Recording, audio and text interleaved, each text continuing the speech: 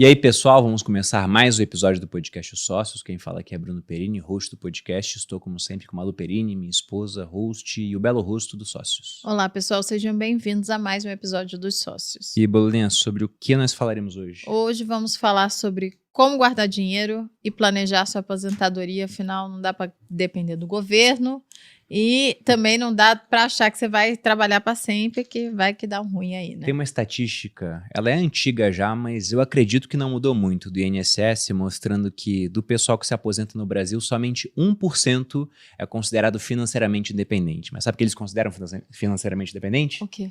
É tipo o cara que é militar, se aposentou e consegue ver da aposentadoria.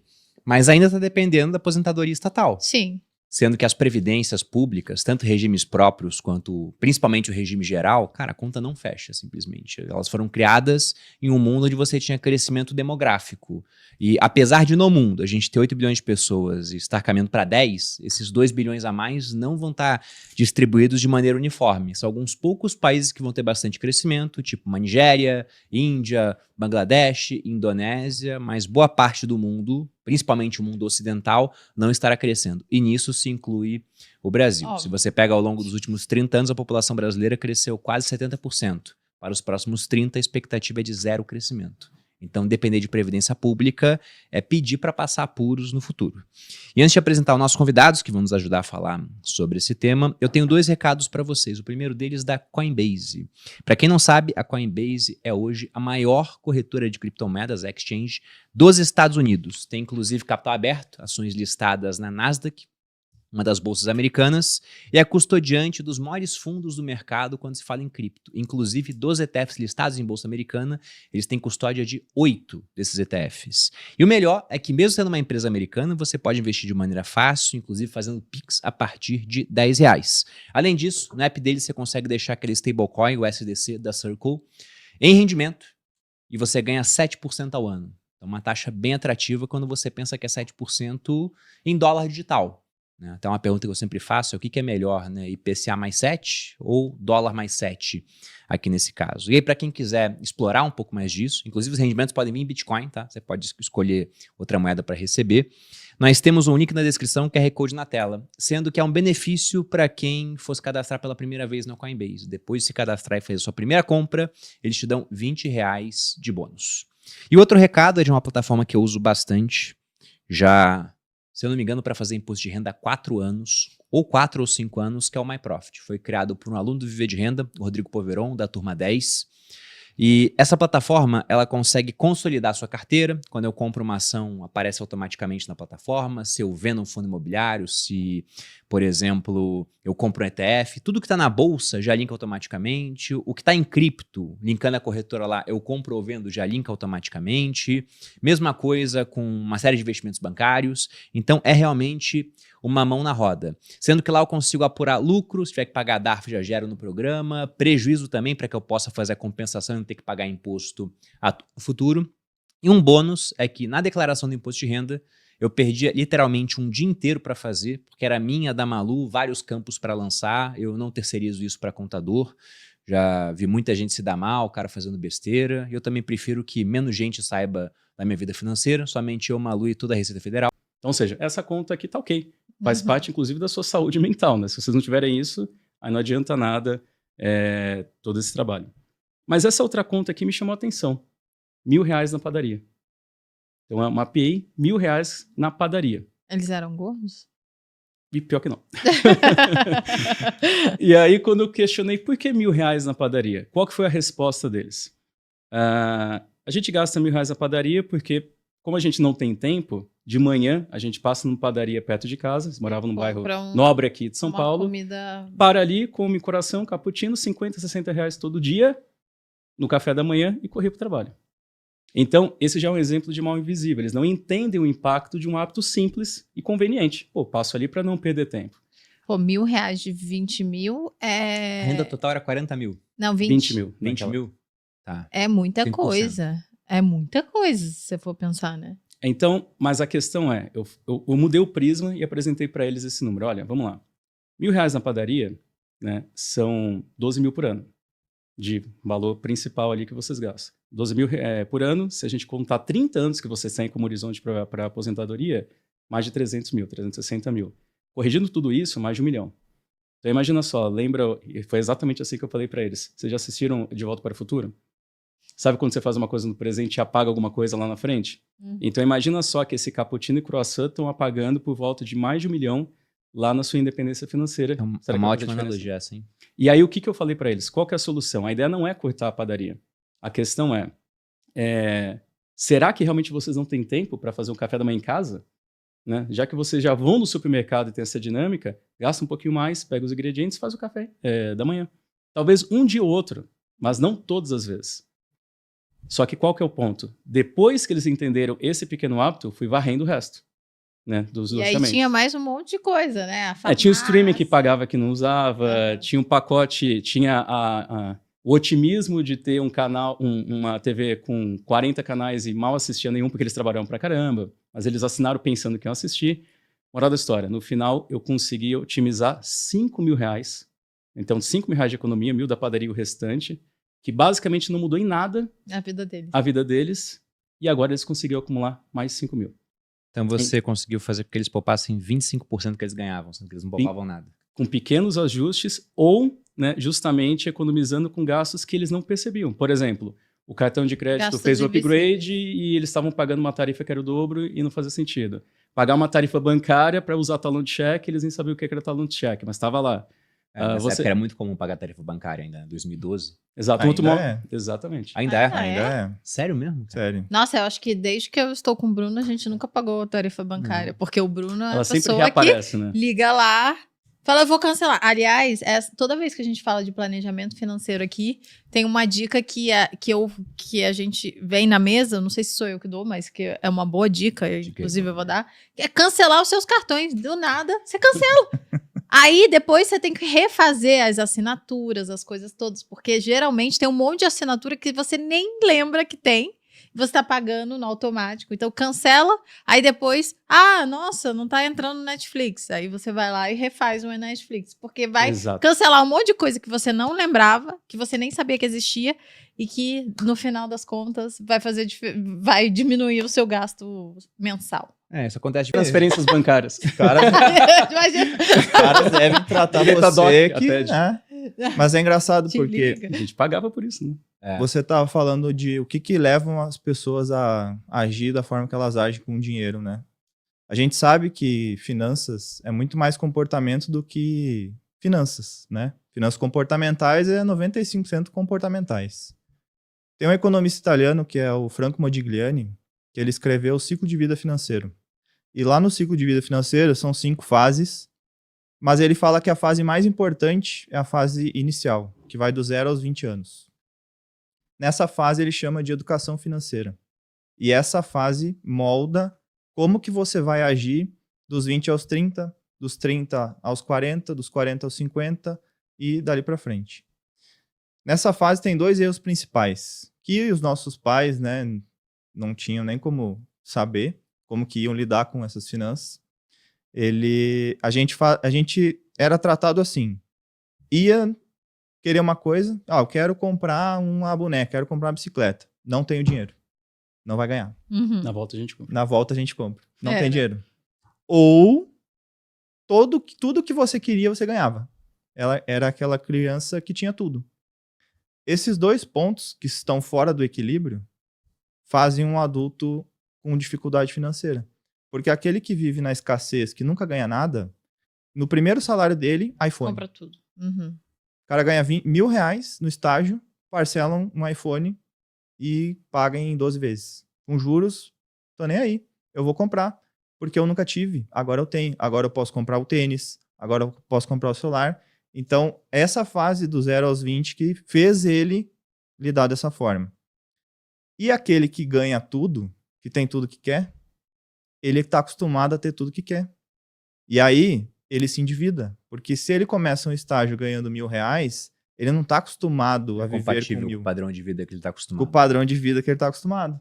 Inclusive, nessa fase de educação financeira, a gente costuma dizer que a consciência financeira ela deveria ser despertada ali por volta dos 5, 6 anos de idade. Né? Então, eu costumo falar que desejos são infinitos, mas recursos são finitos. E esse aspecto básico ali da educação financeira, a gente já começa a passar, por exemplo, para uma criança de 5, 6 anos. Então, a minha filha, Maria Luísa, aliás, um beijo, ela está assistindo aqui ao vivo. Ela é a Fernanda, beijo para minhas meninas, amo vocês. A Maria Luísa, ela já está exatamente nessa idade. Então, o que a gente ensina para uma criança dessa idade? Que conceito que a gente traz de educação financeira? Olha, você tem um recurso finito. Por exemplo, a mesada. A gente talvez possa tentar no mérito depois de como essa mesada é ganha, enfim, mas tem um recurso lá. Você tem R$50 para realizar seus objetivos de vida. Quais são os objetivos de vida de uma criança como a Maria Luísa, de 5 anos? Chocolate, boneca, pirulito, sorvete, enfim. E ela utiliza esse recurso. Então, por exemplo, quando a gente viaja, quando a gente vai para algum lugar, a gente deixa lá, ó, leva o seu cofrinho, né? Dependendo do que você quiser, você vai usar ali seu recurso. E aí imagina só que eu estou passeando com ela no shopping e ela enxerga uma boneca, ela encontra uma boneca, e brinquedo é caro pra caramba, né? Então, uma boneca custa R$300. E ela gostou dessa boneca. Então, eu vou ajudar ela a fazer uma conta. Olha, filha, imagina só, R$300, então, junta 6 meses, vai colocando todo aquele dinheiro no cofrinho, daqui a 6 meses você vai lá e compra a sua boneca. Eu te levo lá e você compra. Mas, pai, se eu usar todo o meu recurso, e o chocolate? E o pirulito para que as pessoas alcancem seus objetivos e sonhos? Né? Que seja viajar todo ano, que seja ter um bom estilo de vida, seja trocar de carro, seja construir a casa e por aí vai. Então, basicamente, é isso que um planejador financeiro ajuda as famílias realmente a conquistar. Tecnicamente, um planejamento financeiro, basicamente, é mapear 6 aspectos importantes. Gestão de ativos, gestão de riscos, planejamento tributário, sucessório, aposentadoria e orçamentário. Então, para uma pessoa falar que faz o planejamento, ela tem que ter tudo isso mapeado, tudo conectado, e aí sim as decisões elas acabam sendo pautadas em cima disso. Então, o ponto importante aqui é que as pessoas não têm a mínima ideia, obviamente, como fazer um planejamento sozinhas. Talvez nos Estados Unidos, né, a gente tem, apesar que a educação financeira lá também não é exatamente um nível tão alto quanto o Brasil, mas se você perguntar para um americano, na média, ele vai ter ideia de quanto que ele precisa para aposentar. Por exemplo, os 2 números mais importantes do planejamento são quanto que eu preciso ter para alcançar minha independência financeira, que é o pico da montanha, lá é o montante que vai gerar renda passiva para eu tomar a decisão de não precisar mais trabalhar, e quanto que eu tenho que aportar todo mês, não só para alcançar esse valor, mas também para realizar os projetos no meio do caminho. E basicamente esse é o primeiro passo que a gente faz com uma família, é entender os objetivos, entender a visão de aposentadoria, e tudo o resto vai desdobrando a partir daí. E o perfil do pessoal que chega no planejamento, geralmente são pessoas que estão no 0 ou estão abaixo de 0, porque estão endividadas, inclusive. Como é que é o cliente que aparece com essa demanda? É o cara que ele tá tão no fundo do poço que ele fala, cara, não consigo sair daqui sozinho? Ou é o cara que não? Ele quer começar realmente a investir, mas não sabe por onde, não tem reserva. Ele ouve falar de previdência, por exemplo, mas não entende como funciona. Até porque, você citou os americanos lá, eles têm aquelas contas 401k, né? É uma conta de aposentadoria, onde o cara pode comprar tudo lá dentro, tipo ações, renda fixa, etc. Aqui no Brasil já é mais complicado, você tem que fazer um PGBL ou VGBL, é mais restrito. No PGBL você pode pegar até 12% da renda tributável e colocar lá, mas tem que fazer declaração completa. O cara fala, pô, completa? Quer dizer que eu vou ter que preencher tudo? Na verdade é mudar um botão, tá simplificado para completa. O cara fica com medo, né, e acaba não fazendo. Mas como é que funciona então o perfil desse cara? Basicamente são 3 perfis que a gente atende. Tem esse perfil que gasta mais do que ganha, que eventualmente ele está endividado e ele só quer respirar, né? Ele quer poder, às vezes não se trata de renda. O meu case mais... Esse é o principal? É o que mais chega? Não, o principal é o segundo perfil, que é o 0 a 0. 0 a 0. Às vezes sobra, às vezes não sobra, tem financiamento, tem R$50 mil guardado, R$100 mil guardado, mas também tem um financiamento ali. E ele fica nessa. Ele tem um dinheirinho guardado, ele, no mês que tá bem, ele sobra dinheiro, ele guarda, aí ele viaja e gasta, e aí ele gasta antes de viajar. Ele nunca muda de faixa, ele então, fica de patrimônio. Numa curva de dente de serra, que a gente fala. Ele acumula, gasta, acumula, gasta, acumula, gasta. E aí ele fica nesse ciclo, e chega uma hora que ele fala assim, cara, alguma coisa tá errada, não é possível. Era isso que acontecia no quartel, quando eu falava de investimentos no quartel. Eu só falava de investimentos. Porque eu invisto aqui, porque eu invisto ali. Era merreca, mas eu falava só de investimento. Não importa. E aí a galera falou, cara, não é possível. O que você tá fazendo? Porque a gente ganha igual. Eu não tô conseguindo, você tá conseguindo. Me explica. E aí, esse é o maior perfil. É o perfil que tá ali no acumula, gasta, acumula, gasta, acumula, gasta. E o terceiro é o perfil que já vem com dinheiro, e ele quer otimizar e melhorar, né? Mas a grande maioria é perfil organização. É perfil que não sabe para onde vai, não sabe os projetos de vida, não sabe o que ela quer fazer com aquele dinheiro. Às vezes a pessoa recebe um aumento e ela fala assim, Fred, cara, eu recebi um aumento, eu tava ganhando 15 mil, agora eu tô ganhando 20. E o meu medo é eu tô ganhando 15 e gasto 15. O meu medo é eu começar a gastar 20 também. Que é o comum, né? Que é o comum, né? Quando recebe promoção, no primeiro mês você tá rico.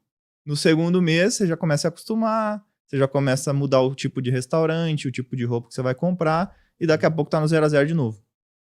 E aí, esse perfil fala assim, cara, eu tenho que... Me ajuda aqui, eu não sei o que você vai fazer, mas me ajuda, eu preciso fazer sobrar dinheiro.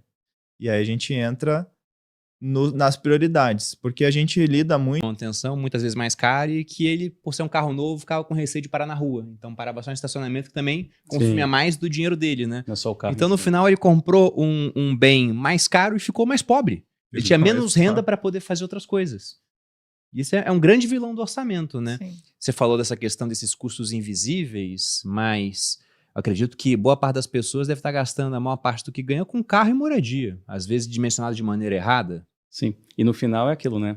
Trocar um carro de 100 para 150, o carro vai levar ao mesmo lugar. Só que muda completamente o aspecto orçamentário daquele projeto, né? Como o Renato Cariani fala, né? Eu quero, eu posso. Então, ou seja, quero, eu posso, dá para pagar, dá para encaixar e vai seguindo. Acho que complementando o que o Fred colocou, em relação ao bloco de pessoas que majoritariamente vêm procurar o planejador financeiro.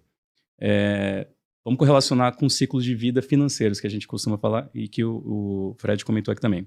São 5 ciclos. 0 aos 20 anos, que é basicamente ali a fase de educação financeira, a fase que a gente está se preparando para entrar no mercado de trabalho, na média. De 20 a 35, a gente costuma falar que é a fase de acumulação. A acumulação da primeira massa crítica, que é exatamente esse aspecto do patrimônio dente de serra, que a pessoa sempre reseta o patrimônio e nunca tem uma massa crítica, que a gente costuma colocar, por exemplo, 100 mil reais. Que é muito que você fala também, né? 30% a 40% do tempo para chegar a 1 milhão, é você acumular os primeiros 100 mil reais. Praticamente 1/3 do tempo são os primeiros 100 mil. Exato. Então, fase de acumulação. A primeira massa crítica, que tem muito mais, é muito mais importante o aporte que você faz do que exatamente a rentabilidade. Depois, na média, dos 30 até os 45, dos 30 aos 50, é a fase de rentabilização. Né? Quanto mais eu ganho, mais eu quero gastar, mas se eu mantiver os aportes ali e o patrimônio agora com juros compostos ajudando, esse patrimônio começa a acelerar para a direção que ele tem que ir. Depois, nós temos a fase de consolidação, que eu costumo chamar carinhosamente de final lap. É a última chance que você tem para organizar todas suas finanças, seu dinheiro, seu patrimônio para poder alcançar a independência financeira, uma parte dela. Que é ali por volta dos 45, 50 até os 60, 65. E depois a fase aí sim de preservação. Então cada fase dessa tem algumas decisões importantes a serem tomadas. A gente pode até explorar um pouquinho cada uma delas. Mas essa fase da acumulação da primeira massa crítica é onde a grande parte dos brasileiros acaba não conseguindo vencer. Então a consequência do mal invisível, a consequência de não ter uma noção clara para onde o dinheiro está indo, é aquela sensação de, poxa, eu ganho bem, eu vivo bem. Eu gasto 1.000, 2.000 na padaria, eu posso viajar. Enquanto eu não gastar os 20 mil, eu tenho muita coisa para fazer. Só que a pessoa não entende que ela deveria estar pagando 2 boletos importantes, investimentos e proteção. Ou seja, acumular e proteger. E dependendo como for, né, nessa fase, por exemplo, que a pessoa ainda tem 0, 10, 20 mil, ainda não tem uma massa crítica suficiente, a gente costuma falar para os clientes que é mais importante olhar a política de proteção do que a política de investimentos. Concordo. Então, por exemplo, para você juntar uma reserva de emergência, talvez adequada, uma renda sala de 10 mil, vai demorar às vezes 5, 6 anos, dependendo do percentual que você economiza todo mês. Mas se você tem 10 mil e você tem 3 filhos e você gasta tudo que ganha, é muito mais importante você olhar um seguro que proteja não só a questão de morte, mas uma invalidez, temporariamente você não conseguir, de repente, atuar e gerar renda, ou ainda pior, uma doença grave onde você vai consumir todo o patrimônio. Quais são aqueles gastos que são indiferentes? Quais são aqueles que você nem lembrava? Então, esse ranqueamento de prioridades é importante e a pessoa fala, agora eu sei o que me deixa mais feliz, isso é prioridade, eu mantenho, isso daqui eu abro mão. Né? E se eu não abrir mão de alguma coisa, no final você está abrindo mão do projeto de médio prazo, a troca, de repente, do seu carro, a construção da sua casa, e o de longuíssimo prazo, que é a independência financeira. O ponto é que a independência financeira é tão longe que as pessoas elas não conseguem tangibilizar. Sim. Mas na hora que falar que você não vai viajar ano que vem para a Disney, que você estava programando, aí a pessoa sente mais a dor. Então, é o que o Fred falou, né? Já que a gente está fazendo planejamento, então vamos olhar tudo, e aí as decisões são casadas, de fato são todas cruzadas dentro de um planejamento lógico para a família. Tem um caso legal de um cliente meu. Olha só como é o comportamento, né? A gente começou a mapear e no gasto de transporte lá tinha R$ 400. Isso deve fazer uns 4 anos. Tinha R$ 400. Aí eu abri, tinha uns 25 lançamentos. Eu falei, por que tem 25 lançamentos aqui? Como que você abastece o carro? Porque como é a sua dinâmica? Conta como que você faz assim. Aí ele, não sei. Aí eu fui contar os abastecimentos junto com ele. Tinham 17 abastecimentos em 30 dias. Aí eu falei, por que tem 17 abastecimentos em 30 dias? Não tô julgando não, só tô querendo entender aqui junto com você. Tava dando em cima da frentista. Vai saber, né? É. E aí ele falou assim, não, cara, é que é o seguinte, eu vou buscar meus filhos na escola, e aí quando eu volto da escola, a gente para na conveniência. E aí sempre que eu paro na conveniência é um momento de lazer que eu tenho com meus filhos aqui. Porque eu corro muito, trabalho, não sei o quê, não consigo. Então eu vou lá, vou na conveniência e aí já abasteço ali, boto um 50 ali e já abasteço tudo certo. Eu falei, não, mas peraí, a gente sabe, tem estudos disso que... A gente tem estudos disso que se você ficar abastecendo o carro de pouquinho em pouquinho, gasta mais do que se você encher o tanque. Não é melhor você encher... Você já não vai gastar? Aí, não, mas se eu gastar, vou gastar R$ 250 de uma vez só. Comportamental. Você vai gastar igual. Uhum. Eu falei, cara, vai lá, abastece uma vez. E esse lazer que você vai fazer na conveniência, o que você gostaria de fazer um lazer verdadeiro com seus filhos? Pois é, né? É um lazer ruim, pô. Não é um lazer muito Hoje de legal gasolina, ali, né? Gasolina, comprar um docinho ali, né? O que você gostaria? Ele falou, cara, acho que, sei lá, no parque, piquenique, ou, sei lá, ir para um restaurante, comer no restaurante, né, bonitinho, sentadinho, todo mundo. Eu falei, então por que você não muda, então? Ao invés de você fazer isso, você muda para fazer esse tipo de lazer com a família. E é bem capaz de você conseguir economizar ainda. Não sei se vai economizar, mas pelo menos se você não economizar, é um gasto mais inteligente. Porque às vezes não se trata tanto de fazer economia. Às vezes é melhorar a qualidade de vida da pessoa também. Nesse caso aí, é um caso comportamental que ele ficava agindo dessa forma sem saber. O Morgan Housel, ele tem uma frase que eu acho genial. Ele fala sempre que finanças pessoais são muito mais pessoais do que finanças, né? Exatamente. Varia muito de uma pessoa para outra. Enquanto você falava isso, eu pensei, Malu nunca teria esse programa. Porque sabe aquela conta que você faz para ver se o álcool tá mais barato que a gasolina, né? Que é multiplicar por 0,7? Sim. Malu nunca gostou disso, que ela falou, não, bota a gasolina, porque eu abasteço menos. Dura mais, entendeu? O Dura mais. tanque. E eu falei, cara, tá certo, porque o nosso tempo é a coisa mais valiosa que tem hoje. Então, botar a gasolina e abastecer menos vezes, pra gente é... Caminho impacte o seu patrimônio. Né? E é muito relativo essa questão de valores, né? Por exemplo, R$2.000 um jantar pode ser para muita gente caro, mas R$2.000 para pagar um remédio de um parente seu que está muito doente, você vai conseguir esse dinheiro em qualquer lugar, é muito barato. Então, na hora que a gente olha a parte de riscos e mostra essa clareza para a pessoa do impacto, o que pode causar de você ficar 10, 15 anos juntando dinheiro, passando arrebentação, tá lá com seu R$500 mil, e se vier uma doença grave e você não tiver nenhum tipo de proteção para isso, todo o dinheiro vai embora, por causa de um aspecto. Então, isso é importante, não é óbvio, não é trivial, mas na hora que a gente traz luz para as pessoas realmente sobre esse aspecto, e somado com todo o resto, aí sim as pessoas começam a tomar decisões. E um seguro é relativamente barato ou encaixável dentro de um orçamento, não precisa fazer toda a cobertura, mas pelo menos começar.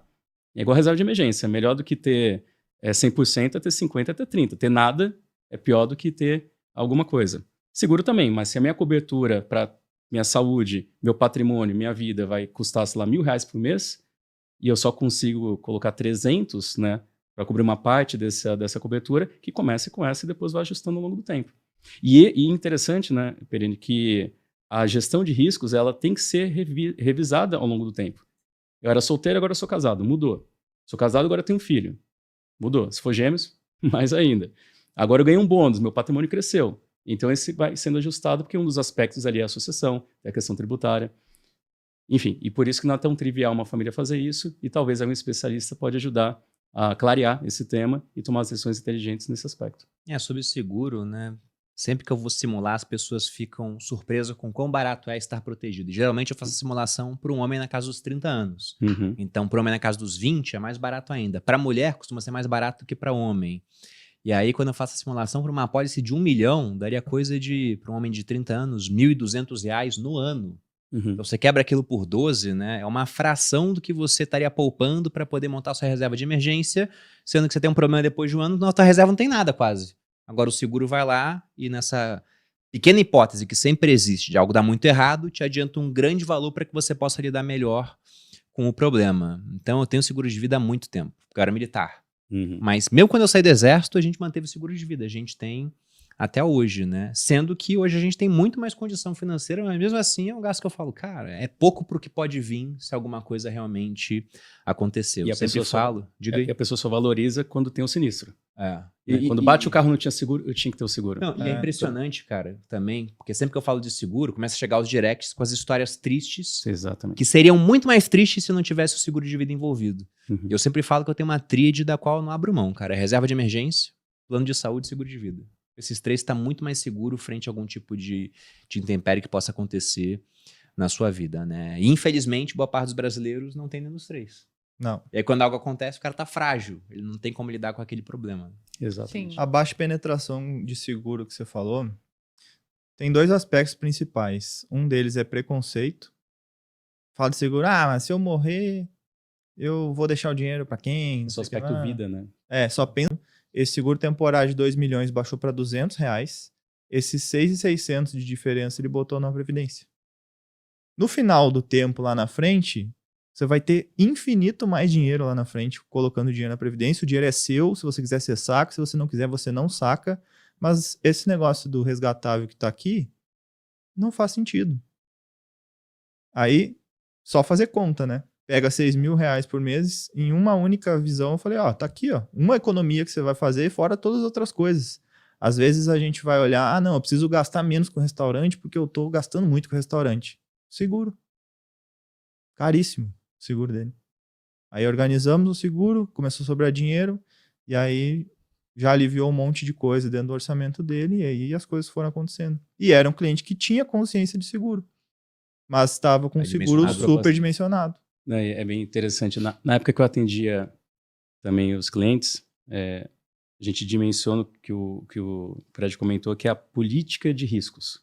Né? Tem a política de riscos, política de investimento, política orçamentária. A política de riscos é exatamente calcular tudo que você precisa para manutenção de padrão de vida, pessoas vulneráveis, dependentes, enfim, vida, saúde, por aí vai.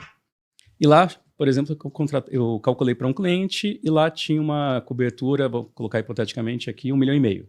Somando tudo isso. Você tem um corretor de seguro, você tem alguém de confiança, quer que eu te indique um de confiança? Não, eu tenho o meu primo lá no interior que ele trabalha, acho que com isso. Eu vou levar para ele lá. Então faz a cotação com ele. Se quiser, faz cotação com outras para ver, porque no final, qual que tiver o menor prêmio, você vai lá e contrata. Aí ele foi lá e voltou com uma proposta de 3 milhões de cobertura. Ele falou, eu faço isso daqui? Eu falei, não, você não precisa disso. Tá? Talvez do outro lado, por mais que seja seu primo, tenha algum conflito de interesse, né, de trazer uma proposta superdimensionada e algo que você realmente não precisa. Então, aí entra também muito, Perini, o aspecto do planejador. A gente fala que o planejador, a gente fala que grandes poderes e grandes responsabilidades. O planejador é o guardião da família ali. Então, o planejador está sempre atento a olhar, ou, por exemplo, algo que já foi feito, né, nesse caso do cliente do Fred, ou na hora que vai contratar, verificar se as propostas, seja lá quais forem, né, de qualquer aspecto, realmente estão alinhadas com os objetivos do cliente. Então, existe um dimensionamento. E esse dimensionamento ele tem que ser, de fato, na ponta, contratado da melhor maneira. Então, essa questão de você realmente calcular, e o mercado, muitas vezes, pode ter algum profissional que não esteja 100% alinhado com o cliente, isso é muito importante. Por isso que aqui, né, quando a gente tem os parceiros ou tem a solução integrada, fica muito mais simples. Porque aí todo mundo fala a mesma língua. Então, quando a gente chega para o especialista aqui de proteção, ele vai olhar e falar, ok, deixa eu fazer agora as cotações e ver qual que é mais barato. Mas o volume necessário já foi dado. Né? Talvez algum ajuste ou outro, dependendo ali desse ponto. Então, a política de riscos, ela é tão ou mais importante. Eu dou maior peso dentro desses aspectos aqui de planejamento financeiro para riscos. Né? Proteção é mais importante que a de investimentos. Claro que as duas andam em conjunto, né? E a ansiedade das pessoas é o quê? Sair investindo. Né? A pergunta que eu mais escutei em 16 anos de carreira é: Leandro, se eu tenho 100 mil reais, o que eu faço com o meu dinheiro? Onde é que é o melhor investimento agora? É Bitcoin? E a resposta minha sempre foi a mesma. O que você faz com os 100 mil reais? Onde colocar os 100 mil reais? Eu não tenho a mínima ideia. Mas você não é especialista? Você não é planejador? Também foi consultor de investimentos? Enfim, sim, eu conheço bem o mercado. Mas eu não sei onde você vai colocar os seus 6 mil. Eu não sei quanto você ganha. Tá sobrando aquilo ali pro resto da vida. E aquele imóvel tá quitado. Eu tenho um caso de um casal que eu atendi, que esse caso foi relacionado a imóveis. Eles já chegaram comigo com financiamento. E eles falaram assim, a gente tinha um terreno da família, a gente queria construir a casa, a gente pegou um financiamento para construir a casa, construímos. Só que, Fred, a gente tá, cara, gastando tudo que ganha. Eles tinham uma renda legal, assim, na época ganhavam uns 50 mil por mês. E falei, Fred, não sei o que tá acontecendo, porque, assim, a gente tá pagando o nosso financiamento e não para de aumentar a parcela e não diminui o saldo devedor. Eu não sei o que tem.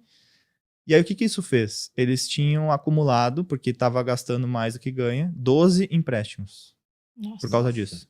Caramba. A parcela já estava em 23 mil reais. Por quê? Porque eles contrataram esse crédito a 9,9 mais 100% CDI. O CDI na época era 2, o CDI foi a 15, 14, acho, quando a gente fez o estudo. E aí eu falei, então, vocês estão pagando... Ah, não, mas o meu financiamento é 9,90. Por que tá caro? Não, vou te explicar. Existe um indexador que corrige e O cara tal. nem sabia que tinha 9 mais CDI. Não. Não leu o contrato, né? Ou não sabe, não conseguiu interpretar. Não, Não tinha eu acho Viu que o pessoal até... se dar mão assim na Não época conhece, da pandemia, né? fazendo Não financiamento a IPCA mais alguma coisa. É. Ou IGPM, principalmente, mais alguma IGPM coisa. quebrou a galera. Cara, o IGPM foi pra 30. Exatamente. E aí a parcela estava em 23 já, eles não sabiam o porquê. E aí o que a gente fez? A gente usou uma solução que a gente tem aqui para fazer essa portabilidade. Começamos a construir essa portabilidade, demorou um tempo para fazer, não é de uma hora para outra, né? Tem que avaliar imóvel, um monte de coisa. E aí conseguimos reduzir, na época, desses 23 que estava corrigindo para 16 ao ano. Já é alto, mas pelo menos a gente pegou uma taxa pré-fixada, sem indexador. Então, era prefixado 0. Uma taxa prefixada é uma taxa, para quem não sabe, é uma taxa fixa, né? Não vai mudar, não vai corrigir. Então, a parcela mudou de 23 para 15 e diminuindo. Aí agora, com esse 15, eles realmente conseguem amortizar, porque a gente fez numa tabela saque. Tabela saque, a amortização é fixa. Agora eles estão amortizando. Com essa redução de 23 para 15, nós começamos um processo de quitação das dívidas. E aí foi quitando. Demorou 1 ano e meio para eles quitarem essas dívidas assim. Eram 12, né? Então foi quitando. E aí, veja, a gente estava falando do sonho da casa própria. Fizeram, realizaram e isso estava destruindo com o planejamento deles, com a vida deles. Quase virou um pesadelo. Quase virou um pesadelo. O sonho virou pesadelo. Exatamente. Eu falei do financiamento porque atualmente tem muita gente que infelizmente se deu mal com financiamento porque não fez conta, meteu os pés pelas mãos. Porque a minha irmã trabalha com um leilão de imóveis, né? Inclusive, a gente vai, no final do mês, dar 3 aulas gratuitas sobre esse mercado. Vou pedir pro pessoal deixar um link na descrição para quem quiser se inscrever.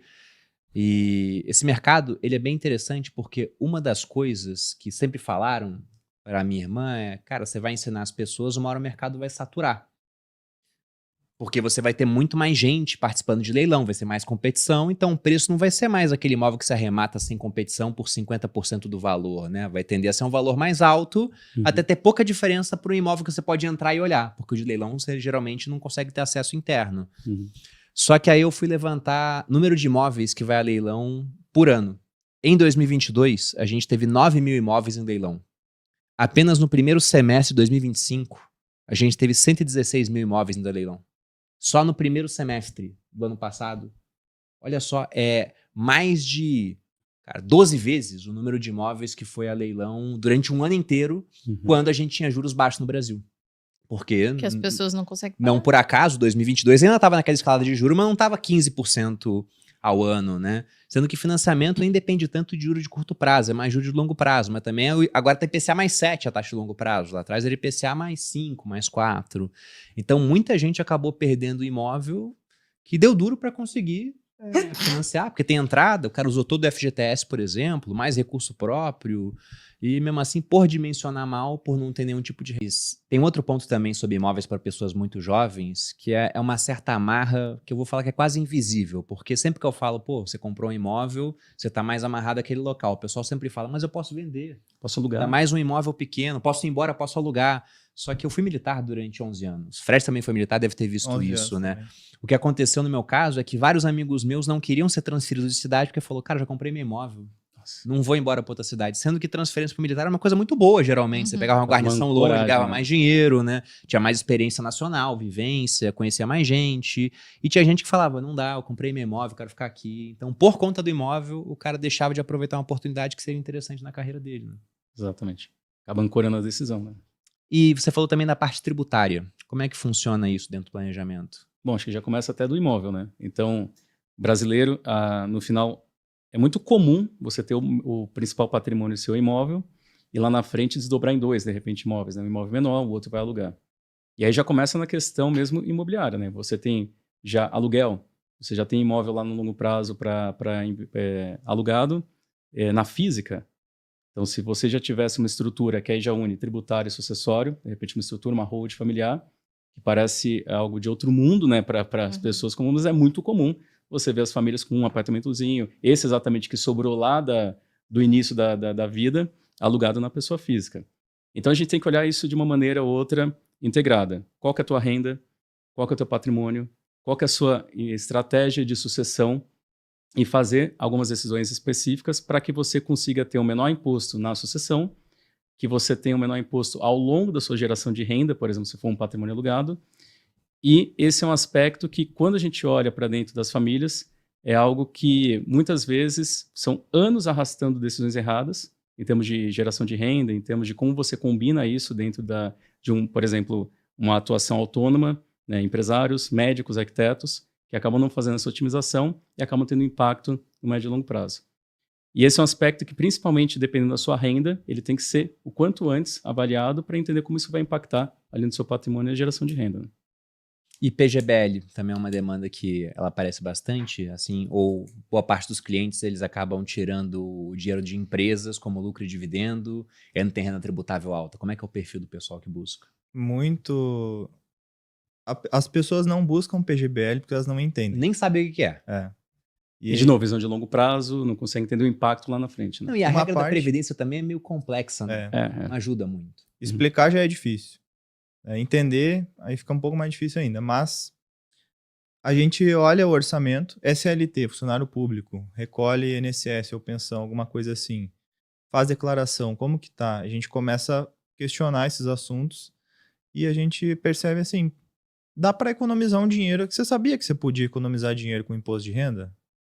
Aí a pessoa, sim. Mas é legal isso, né? Pode fazer? Eu falei, pode, né? Não tá fora da lei, não. Tem um mecanismo chamado previdência privada. Aí a pessoa fala assim, não, previdência eu não quero fazer. Tem um preconceito. Ela já acha que é ruim, né? Não, calma. Deixa eu te explicar do jeito certo agora, porque eu sou seu amigo. Então, vamos lá, vou te explicar de previdência. Tem uma previdência que você consegue abater 12% da base de cálculo que você ganha. A base de cálculo é sua renda bruta e tudo mais. Então, até esse limite de 12%, se você pegar uma fatia desse seu dinheiro que vai para aquela caixinha lá do longo prazo, por que não colocar nessa previdência? Essa previdência vai te abater imposto de renda aqui. Se você paga no teto 27,5%, o tanto que você colocar, se você investir 10 mil na previdência, 2.700 a menos de imposto a pagar. Você consegue até restituir, a depender de quanto que você está... Porque ela já pagou imposto muitas vezes, volta na declaração. Volta para ela. E tem um outro mecanismo. Previdência não tem come cotas. Sabe o que é come cotas? Nunca ouviu falar. Então, vou te ensinar mais alguma coisa. Come cotas, adiantamento de imposto de renda e tal, não tem come cotas. A Previdência tem uma tabela regressiva de imposto de renda. Ela pode chegar a 10% ao ano. E os investimentos normais vão chegar a 15%. Né? Renda fixa, renda variável que você conhece. Você sabia? Ela não sabia que podia pagar 10%. Então, tudo isso é otimização tributária.